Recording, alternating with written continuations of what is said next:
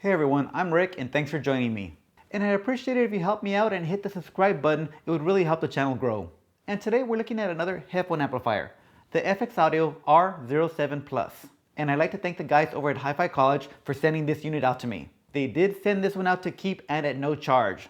And I'll always let you know that with a paid advertising banner as well. Now this will be a shorter video than most because this is a rather simple product. So let's get on with it. Up close, on the front of the unit, we have a very smooth volume knob and it's all aluminum. Under that, the first of two balanced outputs, the top one on 4-pin XLR, followed by the next one on 4.4mm Pentacon, and under that, the 6.5mm single-ended out.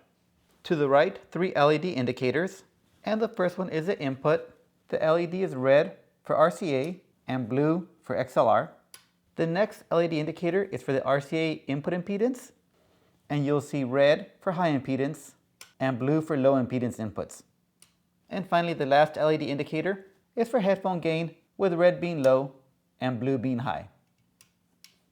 On the rear of the unit, we have our analog line level inputs on the left side with one set of XLRs and one set of RCA. To the right, 3 toggle selector switches.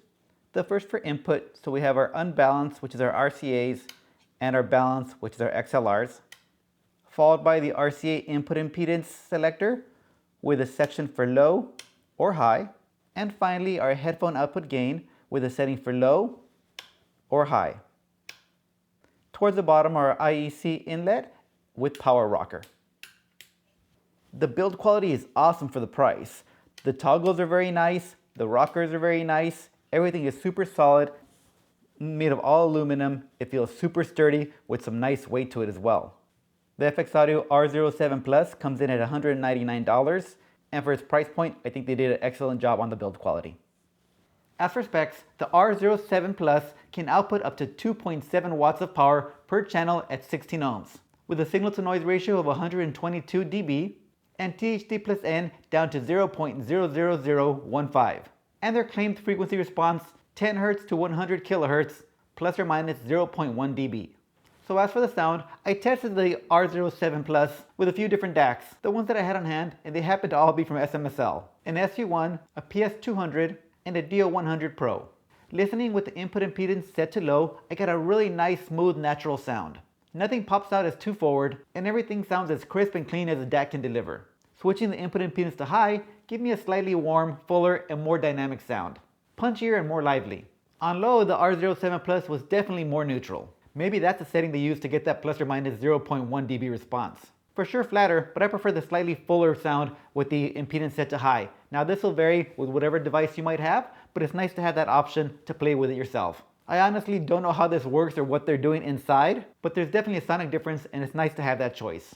For the same price of the R07 Plus, you can get the awesome A50 Mark III from Topping. And while technically the A50 Mark III performs better, with a higher SNR and a lower THD plus N, to me, the R07 Plus sounds more alive when set to the high impedance mode, at least with the DACs I tested. And while a 2.7 watts per channel on the R07 Plus aren't as high as the 3.5 watts on the A50 Mark III, I found that the R07 Plus had plenty of power for anything I threw at it. And I really think that'd be enough for most people. As for noise, the R07 Plus is super silent. I couldn't hear any noise with headphones or IEMs.